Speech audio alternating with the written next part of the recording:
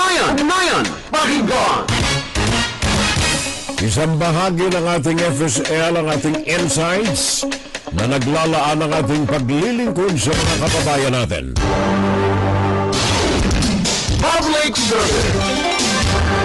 Dito lamang yan sa ating palatuntunan sa online. Saturday Live. Inilalaan natin ang mga factual news, nakasama ang mga factual views sa news. Inside, Guro-Guro, Opinion, and Saturday Live. Kanina na balita natin yung ginagawa ng presidente ninyo ngayon diyan sa Pilipinas, yung pagbalasa, paghiling sa mga public officials including the government-owned and operated companies in the Philippines na magbitaw sa kanilang mga tungkulin. Para sa akin, ito ay hindi lamang napapanahon, kundi nahuli na nga. Kumbaga, nasa pangatlong taon ni Bongbong Marcos, and it's about time na alam nyo na kung sino ang mga tunay na mga tagapaglingkod sa bayan, tunay na mga nagmamahal sa bayan. Yun ang dapat ultimatum na requirement ng isang public servant. For the people, of the people, and by the people. Kaya yung sigaw ni Bongbong Marcos, "You're fired!"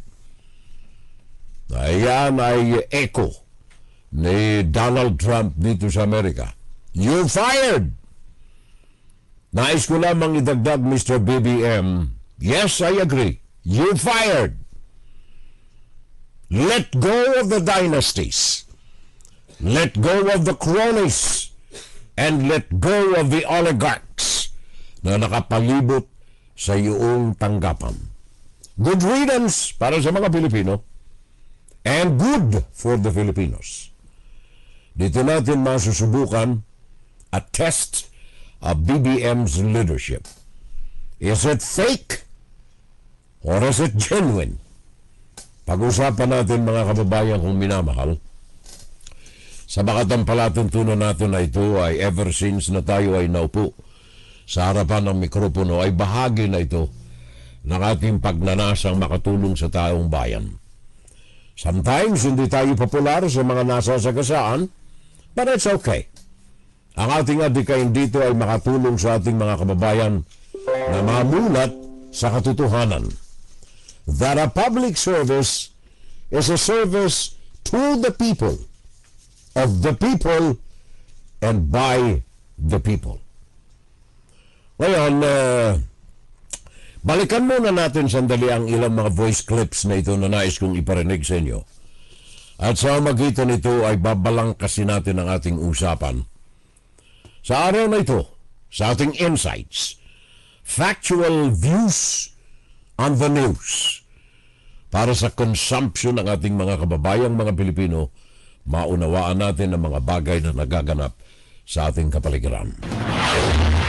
Sabi nga natin, walang puwang ang tamad at korap sa administrasyon ni Pangulong Marcos Jr. Ito ang binigyang diin ng palasyo kasunod ang hiling ni Pangulong Ferdinand Marcos Jr. sa lahat ng mga miyembro ng kanyang gabinete na magsumite ng courtesy resignation.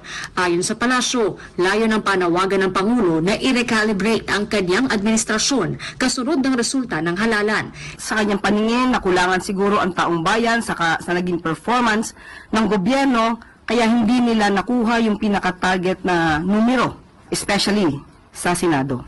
Ayon kay Castro, bukod sa mga kalihim, sakop sa pinagbibitiw ng Pangulo ang mga pinuno ng mga ahensya ng gobyerno na may cabinet rank, iba pang pinuno ng government agencies, presidential advisors at assistants. Susuriin ang kanilang performance o naging trabaho, pati kung nagkaroon ng bahid ng korupsyon sa ilalim ng kanilang pamumuno. Maliwanag din po ang sinabi ng Pangulo, hindi po maaapektuhan kung ano po ang pending at existing projects habang ito ay may transition. Tuloy-tuloy lamang ang pagtatrabaho ng mga cabinet secretaries at ng mga tao sa gobyerno. Sinagot naman ni Castro kung bakit kailangan magpasumite ng courtesy resignation ng Pangulo, gayong may kapangyarihan itong agad sipakin sa pwesto ang kanyang gabinete. Para po lahat, ma-realize ng lahat kung sila ba'y nagkulang o hindi. Umabot na sa mahigit 30 cabinet secretaries at presidential advisors ang nagsumite ng courtesy resignation o Yun lang? nagpahayag ng intensyong magbitiw sa pwesto. Sa isang event Huwebes ng hapon, nakuha pang magbiro ng Pangulo patungkol sa kanyang gabinete. The honorable members of the cabinet. Teka, may laman pa ba yung kabinete ko? Who am I addressing now? Sa ngayon ay may mga ilan pang nagsumite ng kanilang courtesy resignation. Thank you, Harleen Delgado. Thank you very much sa iyong report. Galing yan sa ABS-CBN.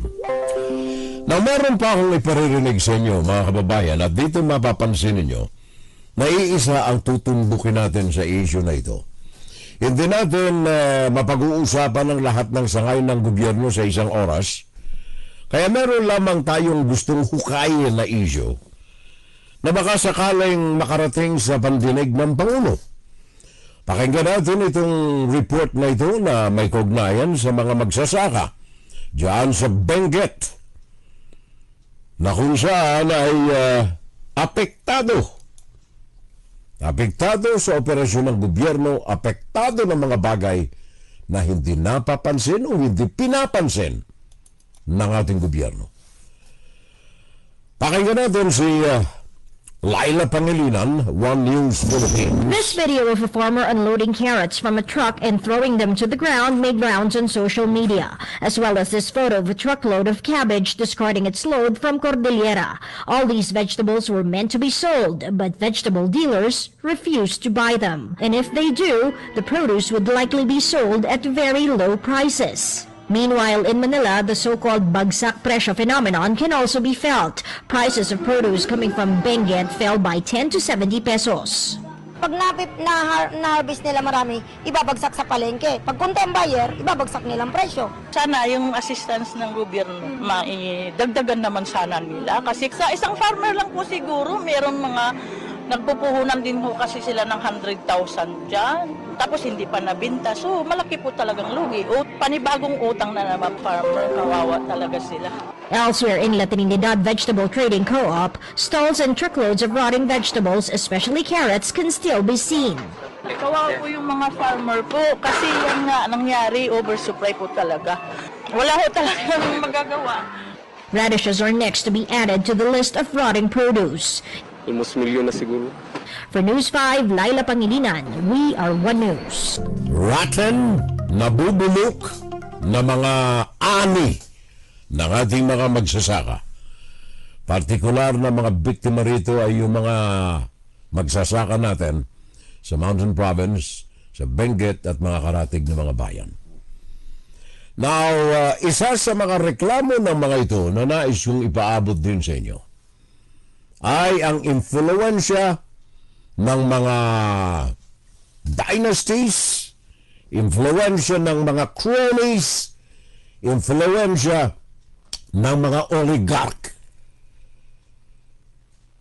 especially sa larangan ng buhay ng ating mga magsasaka. Pakayin natin sandali.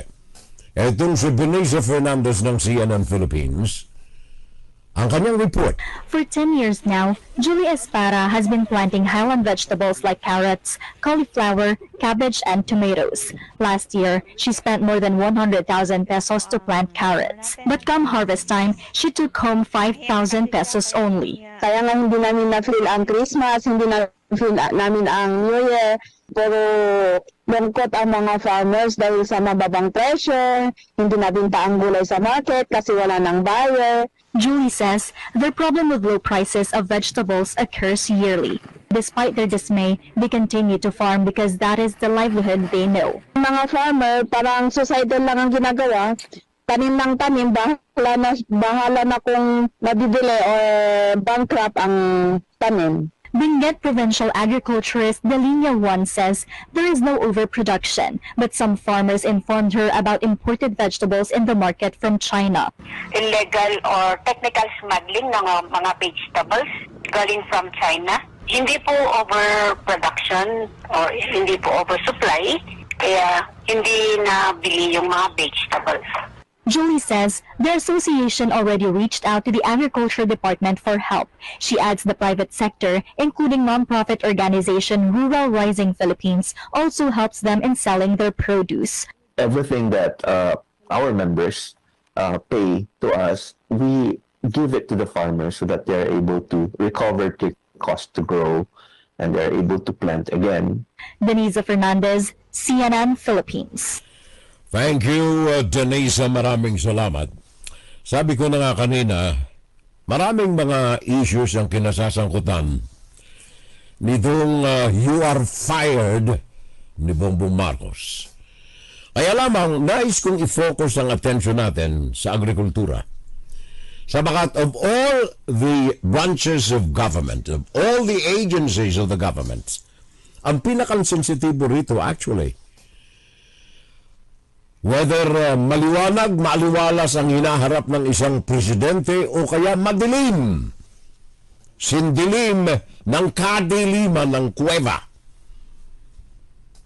ay kung ano ang ikinabubuhay, kung ano ang kinakain, ano ang takbo ng agrikultura sa bansa. Above all other things, agrikultura ang determinant, ang nagbibigay ng grado sa performance ng isang presidente.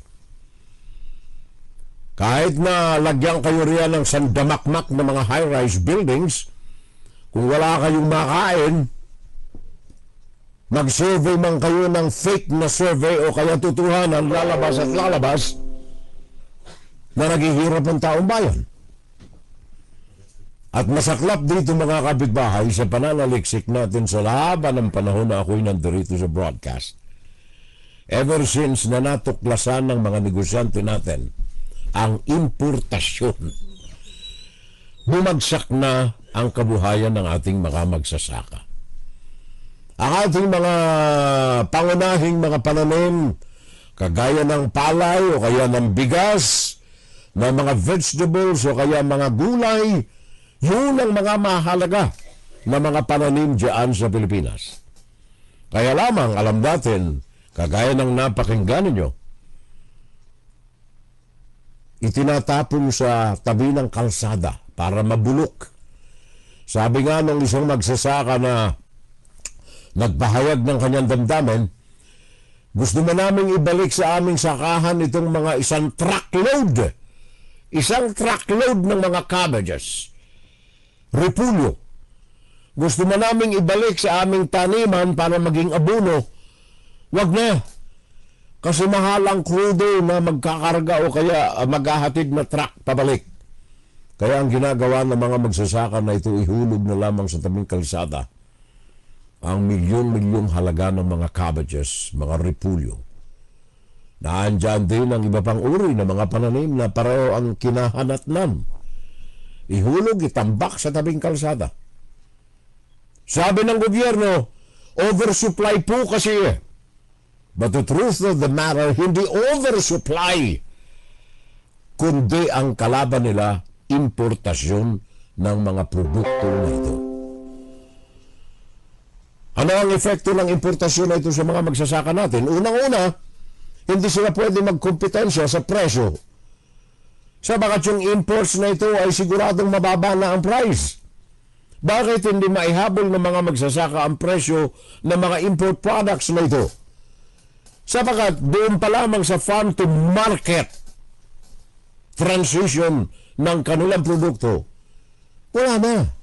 Talo na eh.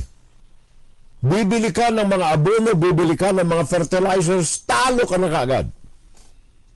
Palay, 20 pesos per salop. Imposible yan eh. Pag-uusapan natin mamaya yan. Kaya yung presyo, number one, na kalaban ng mga magsasaka natin is because of import products competing with their own produce. Kompetensya. Kaya dahilan dito, pakinggan naman ninyo yung tinig ng mga magsasaka natin. Lugi.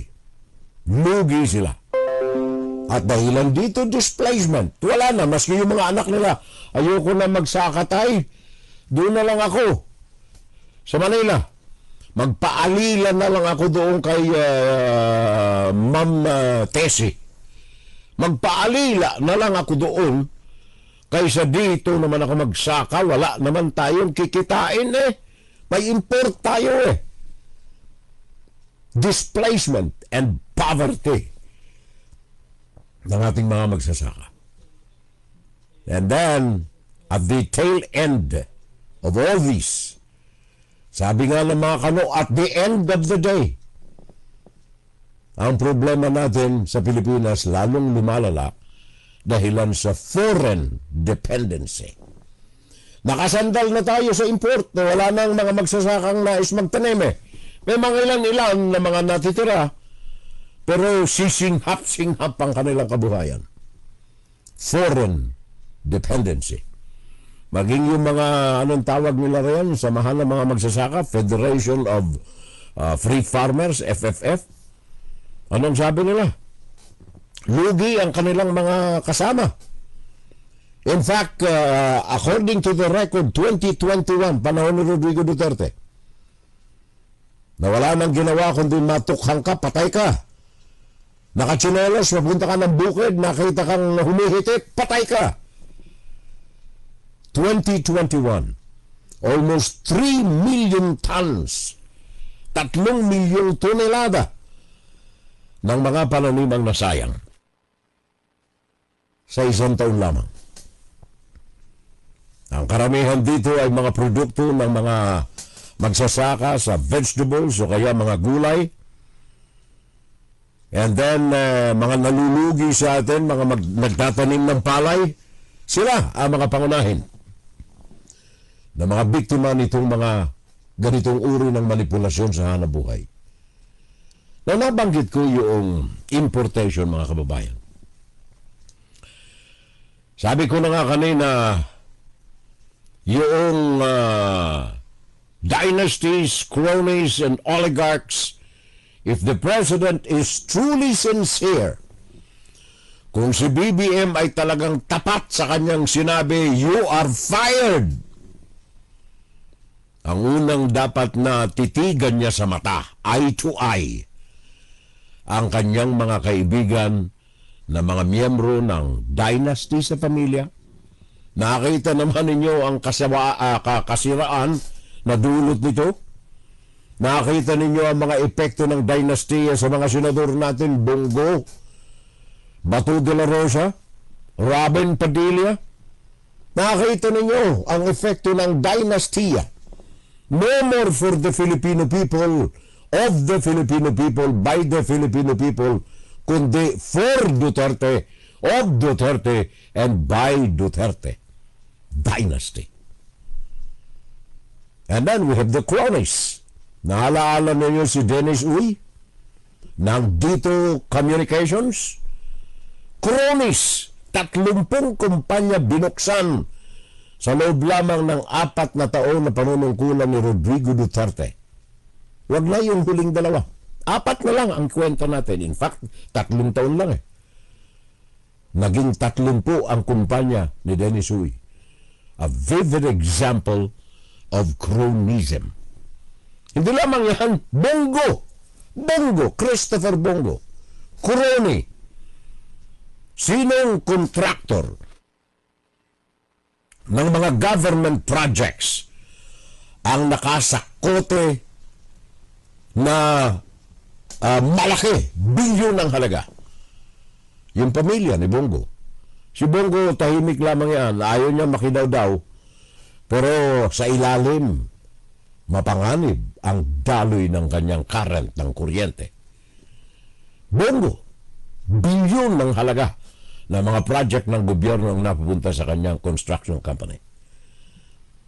Yun ang mga cronies. And then of course, mga oligarchs, mga favored few. Ito ang dahilan kung bakit meron tayong importasyon. Kung bakit namamayagpag ang mga importers natin. Nakita ninyo agrikultura. Huwag na tayong lumayo pa. Agrikultura pag-usapan natin. Ano ang koneksyon ng dynasties? Ano ang koneksyon ng cronies? Ano ang koneksyon ng mga oligarchs dito sa agrikultura? Malaki, kapitbahay. Malaking malaki. Naalala ninyo dyan lamang sa Las Piñas, dyan sa Cavite, dyan sa Muntinlupa, dyan sa Laguna. Ang mga ito, during my growing up period, paggaling kami sa Naga, sa Bicol, sakay kami ng tren, pagpasok mo lamang ng Laguna, o kaya ng Tagalog region, makikita mo na ang milyong-milyong mga tanim na mga niyog. Niyugan! Naglaga na pa mga niyugan dyan. Galing ka ng Bicol, aba ka naman ang sandamakmak na tanim doon sa Bicol. Aba ka, niyog, citrus, etc. Pasok ka. MRR pa nung araw, Manila Railroad Company. Pasok ka ng Southern Tagalog Region. Laguna. Kita mo ang napakalawak na taniman ng tubo. Sugarcane plantation. Makikita mo ang napakalawak na taniman ng palay. And then, mga coconut trees. Pagkatapos, pagpapunta ka ng, huwag kang lumayo, Tarlac na lang. Punta ka ng Tarlac. Sandamakmak ang palayan dyan na makikita mo hanggang kaya ng mata mong tanawin. Malawak. Kaya ang Pilipinas, Rice Granary of Asia. Ngayon pinasok ng mga oligarch, pinasok ng mga dynasties, sinuportahan pa ng mga cronies, patay. Tingnan ninyo, pagpasok pa lamang ninyo ng Lucena, coming from Bicol region. Pasok kayo ng Lucena.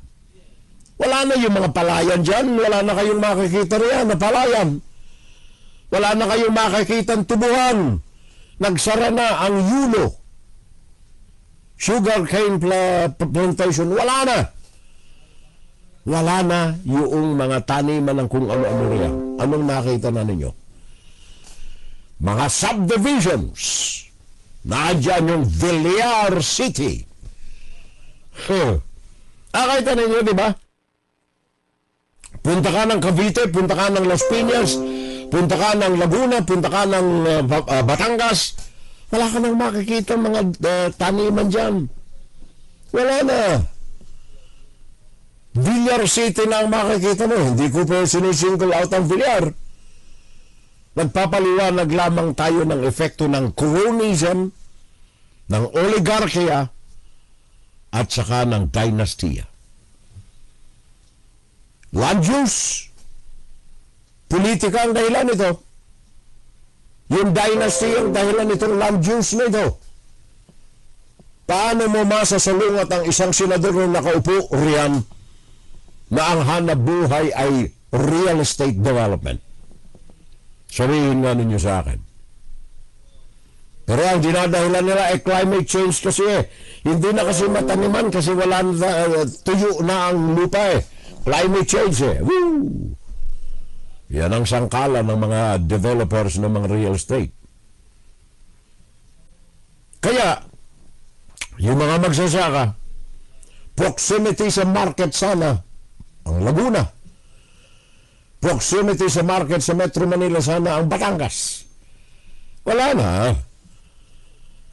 Yung efficiency ng production ng mga agrikultura dito, patay na. Bakit? Sabagat maging ang pulisya ng gobyerno ay ayaw o kaya salungat sa mga magsasaka natin. There are so many senators who introduced reforms in agriculture.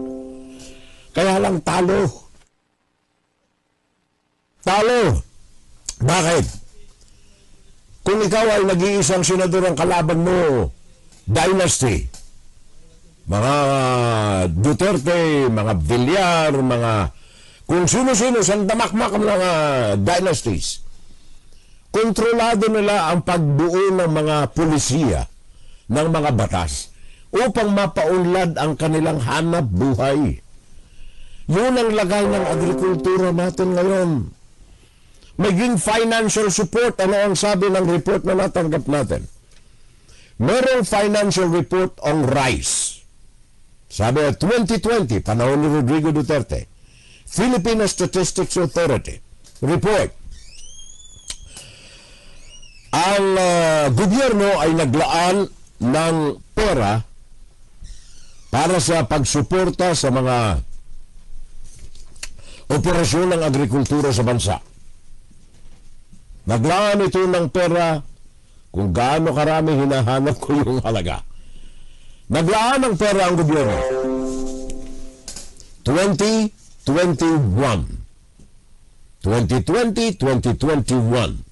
Naglaan ng pera ang gobyerno.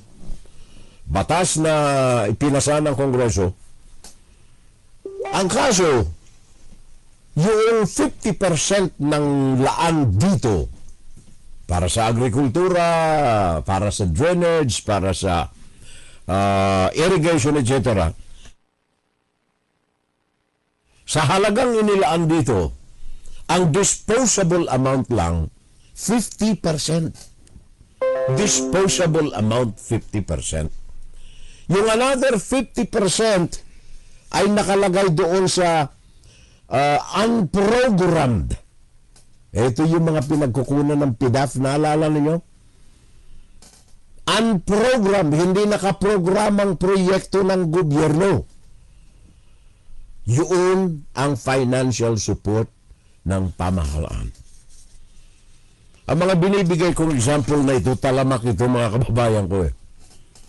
Kaya lamang inililimit ako lamang sa agrikultura ito. Sa bakat nais kong ipaabot sa inyo ang punto ng pagkalugi ng agrikultura, pagkagutom ng mga Pilipino, dahilan na rin sa combined effort na pabagsakin kayo ng mga political dynasties, ng kanilang mga cronies, ng kanilang mga oligarch friends. Masaklap. Masaklap itong mga kapitbahay. Itong mga nakukuha natin mga report na ito. Ang mga pumapatay sa agrikultura. Well, sabihin ng mga nasa gobyerno, kasi naman itong mga magsasaka kasi natin, wala ho kasi silang programa eh. Wala silang organisasyong maigi. Maging yung Federation of Free Farmers, FFF, ay nag-aaway-away po eh. Yun ang palusot ng mga nasa gobyerno. Which somehow is correct. Sabagat ayon dito sa report ng Philippine Statistics Authority, yung ating mga magsasaka, dahilan na rin sa gutom, kawalan ng maayos na suporta ng gobyerno, nagagawa ng mga ito na lukuhin ng kanilang mga kapwa magsasaka. Nagbenta ng palay. Yung bentahan ng isang grupo o isang pamilya ng mga magsasaka, kunyari lang, 15 pesos ang per kilo ng palay. Palay, hindi bigas, palay. Kunyari, 15 pesos. Ngayon, ito yung komprador. Pakinggan ninyo ang mga komprador, ha? Ito yung komprador, ito yung bumibili sa mga magsasaka mismo. Mahal naman yan pare ko, 15 pesos per kilo, mahal yan. Dito ako sa isa. Pinuntahan si Pedro. Pedro, yung kapitbahay mo, 15 pesos, mahal yun eh. Dito ka na sa akin. 12 na lang ang akin. Kumakapit na sa patalim yung mga magsasaka to the extent na naglulukohan na sila. Wala silang organisasyon. Sabi nga, fragmented organization ng mga magsasaka. And then, hindi lamang yan. Ito na. Nabanggit ko kanina yung mga komprador. Ito na. Dito pumapasok na yung mga cronies. Dito na pumapasok yung mga oligarke. Ito na. Fragmented ang mga magsasaka natin, sabi ng gobyerno. Kaya humihina ang takbo ng agrikultura sa bansa. Ngayon, sino ang mga nagde-decide nito? Ayon sa Philippine Statistics Authority, ito'y findings ng mga bumibili direct from market, from farm to distributor. Hindi pa ito yung negosyante mismo. Middleman ang tawag dyan sa atin. Punta na yung middleman doon sa magsasaka. Yung middleman, pagkagaling sa magsasaka, punta siya sa transport, sa trucking. At saka, dadalhin na itong comprador yung kanyang nabili sa warehouse, bodega. At saka, diretso sa palengke. Tingnan niyo kung saan man pupunta. Instead na directo from the farmers to the market, ang daming dinadaanan. Bakit? Sabagat may kartel ang mga ito na suportado ng mga political dynasties, suportado ng mga cronies, suportado ng mga oligarkiya. Oligarkiya yung mga may pera. Cronies yung mga nakakabit sa mga politiko, sa mga dynasties. Sila ang nagpapatakbo ng negosyo ng agrikultura sa bansa. Ang tawag riyan ay kartel. Kartel. Mga criminal organizations na matatawag natin. Sila ang nagpapatakbo ng agrikultura sa bansa. Bakit? Sabagat meron tayong dynasty na pinuno ng lahat ng operasyon na ito. Tumingin-tingin kayo sa inyong paligid. Tingnan ninyong maigi. Agrikultura na lang i-focus natin. Sino ang inyong executive dyan? Kunyari, gobernador. Sino ang mga kaibigan ng mga gobernador na ito? Mga negosyante. Ano ang hanapbuhay ng mga gobernador na ito? Politika. Ano ang hanapbuhay ng mga negosyante? Cronies sila ng gobernador. Ano ang hanapbuhay nila? Well, marami. Dito tayo sa agrikultura. Ito mga cronies na ito either in partnership with oligarchs or in competition with the oligarchs. Pero sumada total natin dito, kontrolado nila ang operasyon ng palay simula sa pag-ani hanggang sa merkado. Kaya mga magsasaka natin, patay. Patay na. Organisado ang mga ito. Organisado ang mga magsasaka, hindi. Nadadala sila sa influensya ng mga politiko na mga miyembro ng dinastiya. Ang supply ng bigas sa Pilipinas, ng agrikultura sa Pilipinas, kontrolado ng mga kartel. Aminin man sa hindi yan ng ating mga namamahala sa agrikultura, kontrolado ng kartel. Walang takbo ng hanabuhay dyan na hindi kontrolado ng kartel. Simula sa pagbili ng palay, in fact, hindi dyan, simula sa pagtatanim ng palay, kontrolado yan ng kartel. And sad to say, I am not singling out any nationality, pero tingnan ninyong maigi. Mga Chinoy ang may kontrol ng mga kartel. Liwanagin natin maigi. Magsasaka, Juan de la Cruz. Ang kanyang taniman, malawak, palay. Ang kailangan niya para umani ng maayos, may maayos na patubig, gobyerno. Political dynasty. Para maging maganda ang tubo ng palay, abono ang kailangan.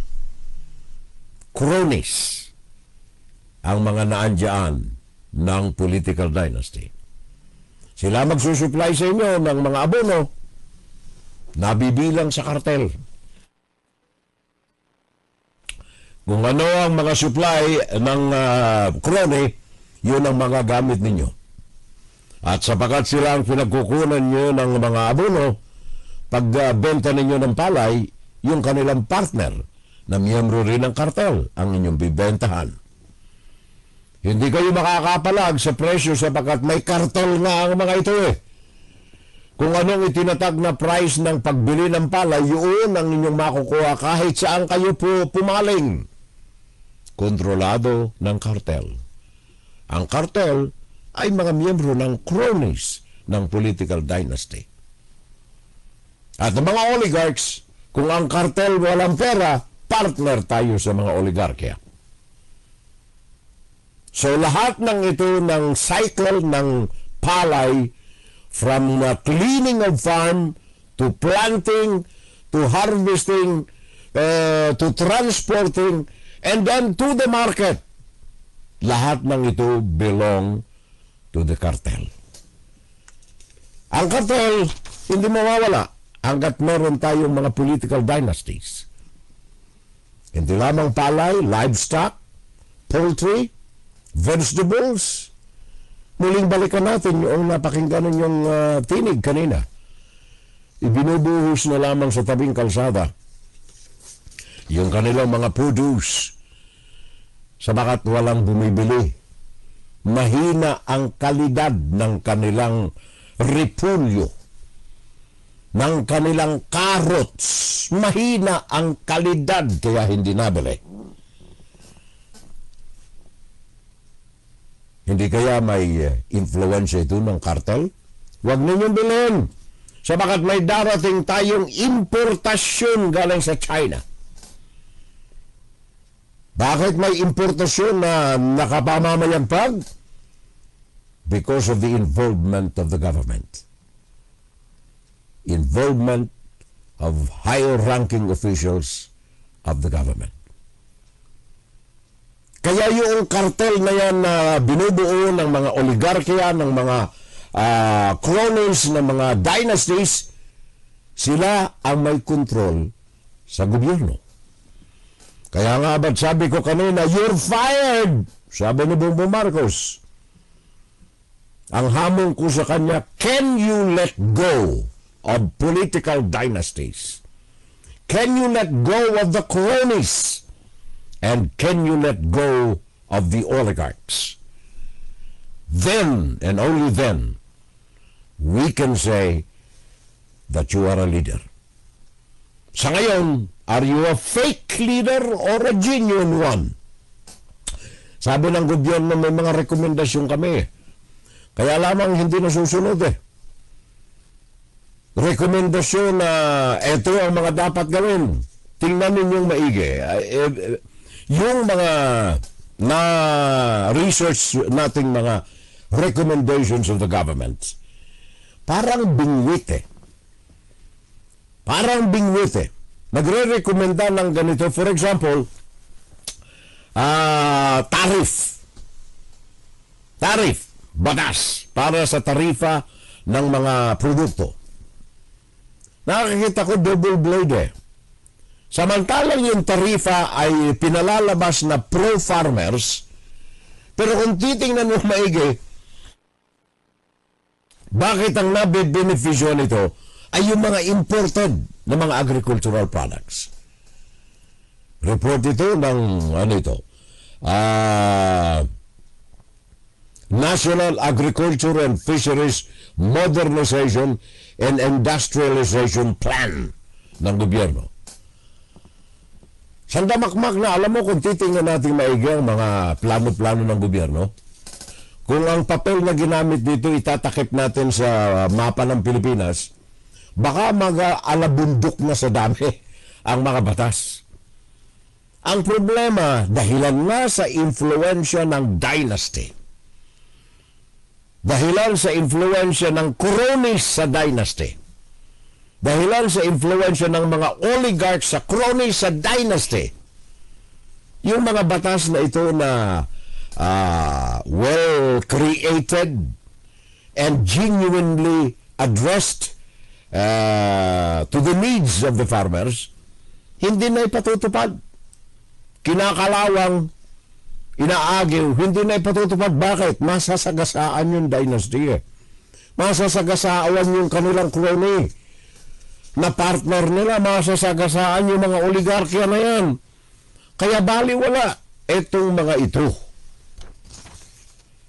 Ngayon, bakit agrikultura ang pinag-uusapan natin, mga kababayan ko? Alam mo, sandali. Pakinggan muna natin ito si BBM. Meron lamang akong naisiparinig muna sa inyo bago natin pag-usapan itong mga kasalukuyang kaganapan diyan sa bansa. Dahil ang Pilipinas, ang mga opisyal na spoiled. Basta't import lang ng import. Tapos, yung importation yan, illegal and legal.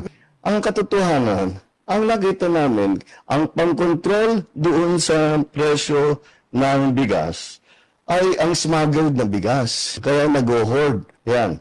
Ang una na, kung titignan ninyo, ang isa sa una namin ginawa, nag-raid kami ng mga warehouse. Itong pinakamalupit. Sinabi namin, ba't may ganito? At hindi na iniintindi, basta't puro ang import natin. Dahil ang nag-i-smuggle, mga official din ng gobyerno. Kumikita sila. O di bakit nila papalitan? Sige, pasok sila ng pasok. Hindi nila iniintindi ang production. Hindi nila iniintindi yung sistema.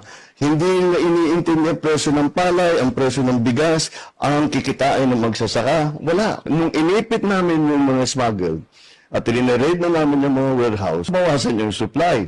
Kailangan namin ayusin yung NFA. Lahat yan, yung mga changes na ganyan, hindi ganun na simpleng gawin. May batas na kailangan palitan, mayroong mga taong kailangan palitan, ibang konsepto na.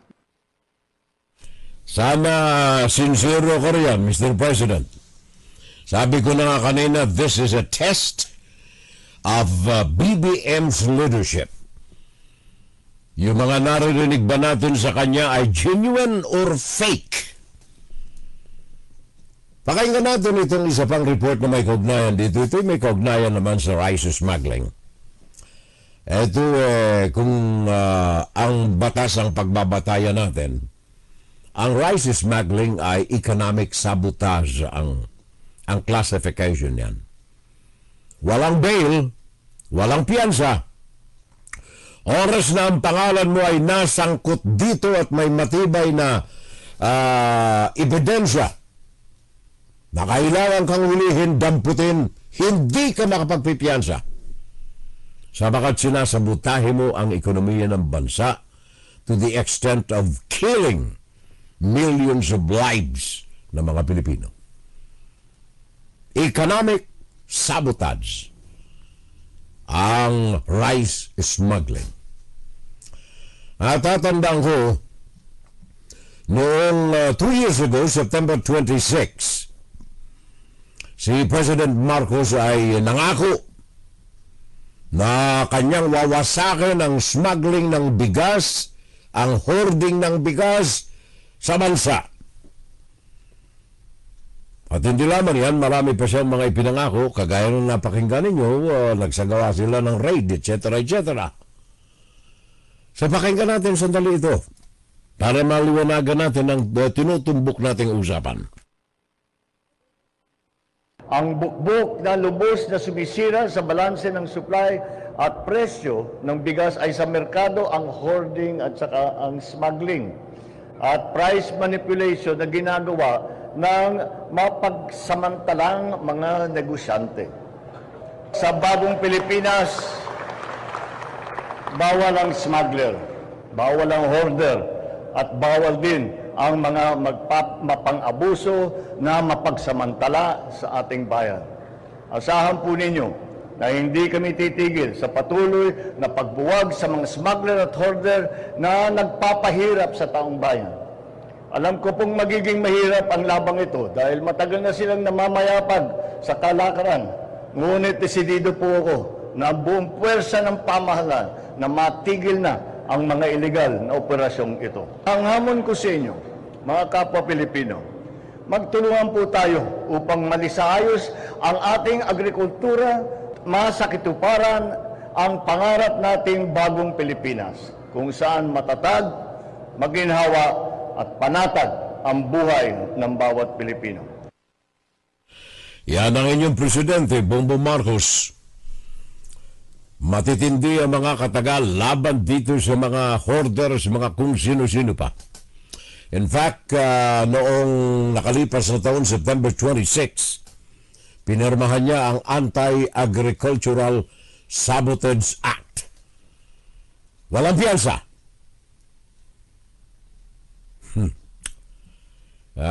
Tanong ko nga fake or genuine itong liderato ni BBM? Okay na sana ako sa kanya sabagat between two evils, the evils of killers sa panahon ni Rodrigo Duterte na suportado ng Chinese Communist Party. May pinirmahan silang obligado sila. Ang kanyang partido, PDP Laban, permado sila ng kontrata with the Chinese Communist Party and then the Russian Communist Party. Dalawa yan, permado ang PDP Laban. So hindi sila for the Filipinos, of the Filipinos, and by the Filipinos. Kaya between these two leaders, dalawang dynasty na ito, dito muna ako sana kay Bongbong Marcos. The lesser one. Kaya lamang, sabi ko na nga kanina, kung tunay na leader ito, ang kanser ng Pilipinas saan man na industriya sa bansa, ang kanser ng Pilipinas ay nasa kamay ng mga dynasties na may control sa kanilang mga cronies or in partnership with cronies at sumasandal sa pera at kooperasyon at tulong ng mga oligarch. Silang tatlo ang kartel ng gobyerno. Kaya tingnan ninyong maigi, we are talking of agriculture here. I'm sorry, pero babanggitin ko ang Secretary of Agriculture. Bago ito, si Marcos, sa kanyang pagnanasa na siguro personal na mapatakbo niya ang agrikultura at maipakita sa Pilipino na meron tayong kakayahan na muling mabalik ang mga katagang the rice granary of Asia, ang Pilipinas. Kaya hinawakan niya. Nakita niya, oops, hindi ko pala kaya. Bigay na lang natin. Eto ngayon, Francisco Tio Laurel Jr. Hindi ko tinatawaran ng kakayahan ni Mr. Laurel at hindi dahilan sa kanyang pangalan, Tio Laurel. Pero ito po ay oligarke rin ito. Oligarke si Francisco Tio Laurel Jr., Secretary of Agriculture ng Pilipinas. Ang problema natin, sabi ko na nga, kartel sa takbo ng agrikultura.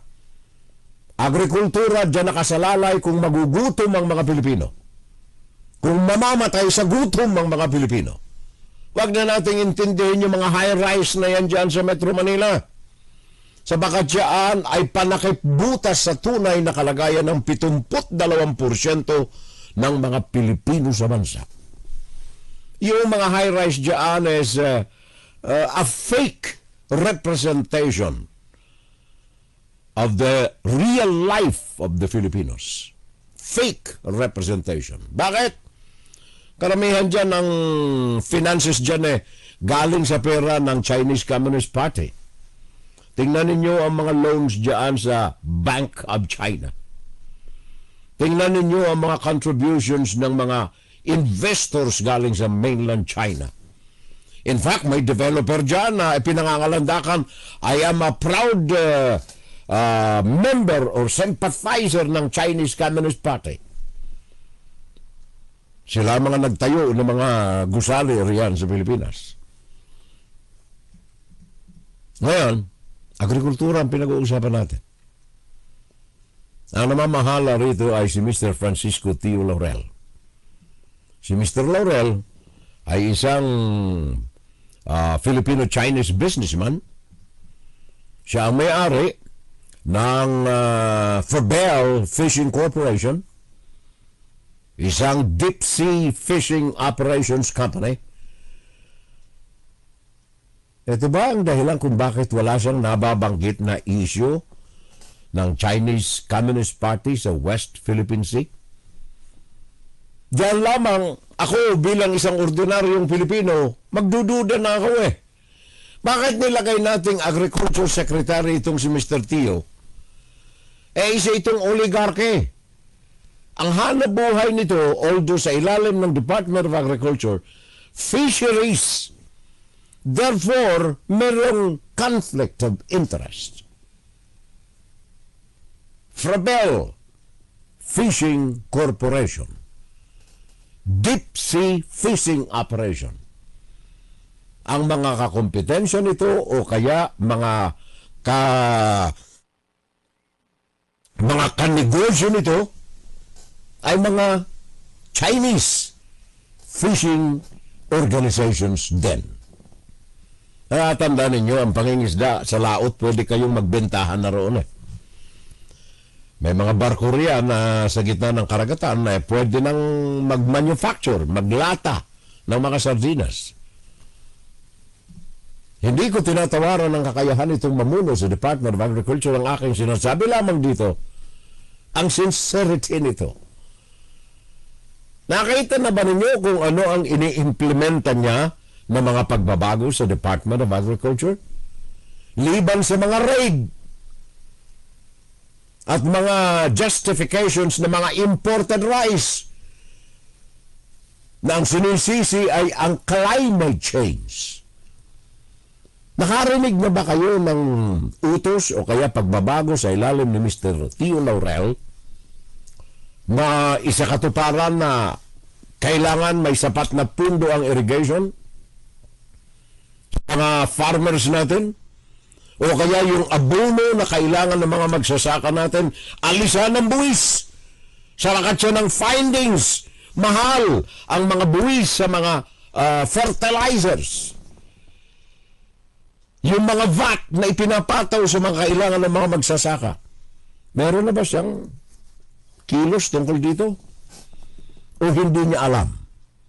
O ini-ignore o kaya hindi niya pinapansin sapagat masasagasaan niya ang ibang mga cronies at mga oligarch na sandal sa mga dynastiya na ito na nagpapatakbo ng agrikultura sa bansa. Malaking problema. Kapag ang namumuno sa agrikultura ay hindi na masasandala ng 100% sapagat unang-una, hindi ito dugong Pilipino na maaaring masabi natin for the Filipinos, of the Filipinos, and by the Filipinos. Maniwala kayo, negosyante ito eh. Bago ang for the Filipinos, tingnan ko muna masasagasaan bang aking hanap buhay dito. Kung masasagasaan na hindi for the Filipinos ito eh. By the Filipinos, hindi. Dugong Chinese nga ako eh. Ano ako magiging by the Filipinos?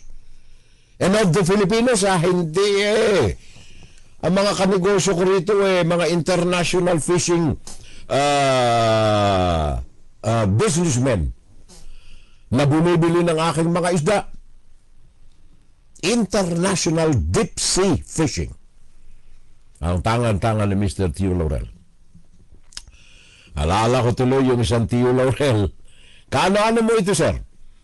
Yung pro-Chinese commentator at pretending to be a sociologist or something. Tio Laurel din yun. Pero pro-Chinese yun. Kaano-ano mo ito, sir?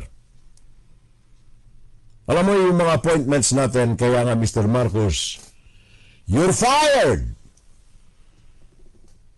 Dapat, Mr. Marcos, if you are sincere, let go of your dynasties. Ikalas natin ang ating sarili sa mga cronies na mga kanser at kalawang ng umangat-ngat sa ekonomiya at kabuhayan ng mga Pilipino. Layuan natin ang mga oligarke na ito na kaya kumakapit sa mga dynastiya para sa kanilang ikauunlad ng hanapbuhay. Malaking problema, Mr. Tio Laurel, sa ilalim ng iyong pakpak. Yung 20% at 20 pesos na bigas. Wag nating isandal ng husto ang propaganda natin riyan. Sa bakadyaan ay hindi available sa lahat ng mga mamimiling Pilipino. Yan ay propaganda pricing para lamang maipatupad ang pinangako ni Mr. BBM na ang bigas gagawin niyang 20 pesos ang isang salop. Ngayon ay doon lamang ito sa mga selected few. Sa madalit sabi, walang sincerity dito. Ang nandiyan ay pagkalumya, pagloko sa dignidad at kaalaman ng taong bayan. Marami tayong mga programa dyan sa gobyerno. Competitiveness Enhancement Program, Rice Tarification Law of 2019. Marami. Kaya lamang kapag ang dynasty ay binulungan ng mga cronies na masasagasaan ng mga batas na ito at sinang-ayunan ng mga oligarke na nagkakapital sa mga cronies na ito at sa mga dynasties na ito, ang mga batas ay nagiging butas sa kanilang pamamahala. Masaklap, bayan kong Pilipinas, pero yun ang kalagayan natin ngayon. Unless na tayong mga Pilipino ay magising ng husto, unless tayong mga Pilipino ay matuto, maalis ang ating pagkabulag, ang pagiging bingi, kung maaalis yan at tayo'y makapagsasalita, makagagawa ng hakbang laban dito sa mga kalawang na ito sa gobyerno. Pinaungunahan ng mga dynastiyang politiko.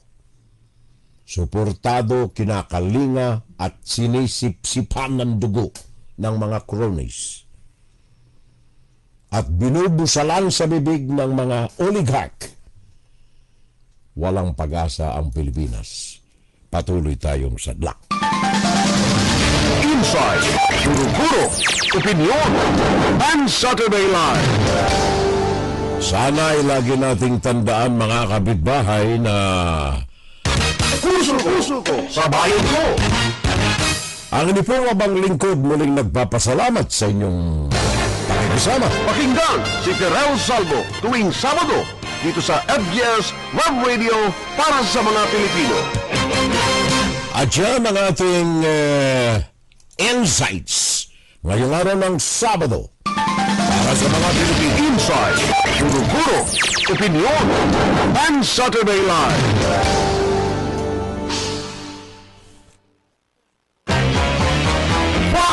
Saturday Live. Sabi ni paring Ed Tolosa, ang mga kababayan natin, pare ko, somehow I give up na sa solusyon ng mga problema ng ating bayan. Siguro daw ay baka kailangan na natin ang revolution ang siyang tugon. Sabi ng pare ko, paring Ed Tolosa.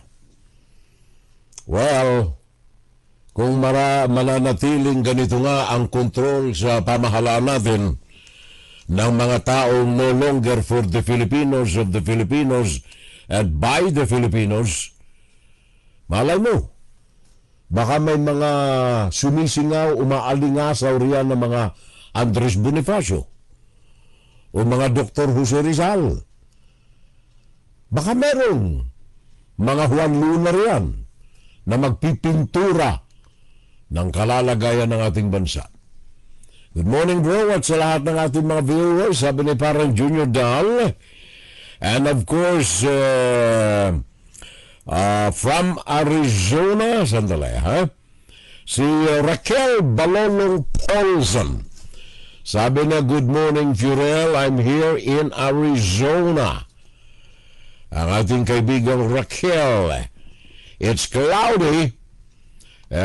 Sandali, nawala. It's cloudy and that's 75 degrees right now in Arizona. Init, ha? 75 degrees sa Arizona. Sa baring Fernando Diego Constantino, benta nyo na lang ang lupa ninyo kay Villar. Gustong-gusto niyan. Sabi ni paring Fernando Diego Constantino. Maray na aga po, Furel at Hilda. Gabus at gabus na pamilya. Sabi ni paring